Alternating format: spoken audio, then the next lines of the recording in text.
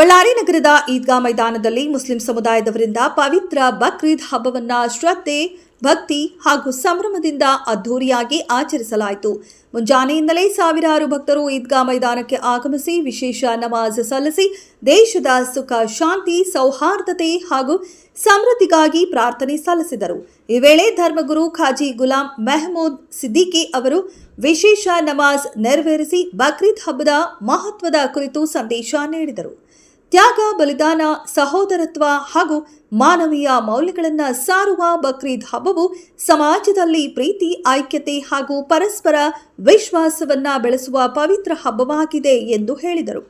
ಎಲ್ಲರೂ ಭೇದ ಭಾವ ಮರೆತು ಶಾಂತಿ ಹಾಗೂ ಸೌಹಾರ್ದತೆಯಿಂದ ಜೀವನ ನಡೆಸಬೇಕು ಎಂದು ಕರೆ ನೀಡಿದರು.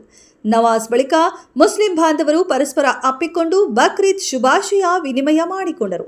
ಮಕ್ಕಳು, ಯುವಕರು ಹಾಗೂ ಹಿರಿಯರು ಹೊಸ ಉಡುಪು ಧರಿಸಿ ಹಬ್ಬದ ಸಂಭ್ರಮದಲ್ಲಿ ಭಾಗಿಯಾಗಿದ್ದು ಈದ್ಗಾ ಮೈದಾನದಲ್ಲಿ ಹಬ್ಬದ ಸಡಗರ ಮನೆ ಮಾಡಿದ್ರು. ಈ ಸಂದರ್ಭದಲ್ಲಿ ರಾಜ್ಯಸಭಾ ಸದಸ್ಯ ನಾಸಿರ್ ಹುಸೇನ್ ಹಾಗೂ ನಗರ ಶಾಸಕ ನಾರಾ ಭರತ್ ರೆಡ್ಡಿ ಅವರು ಈದ್ಗಾ ಮೈದಾನಕ್ಕೆ ಭೇಟಿ ನೀಡಿ ಸಾರ್ವಜನಿಕರಿಗೆ ಬಕ್ರೀದ್ ಹಬ್ಬದ ಶುಭಾಶಯ ಕೋರಿದರು.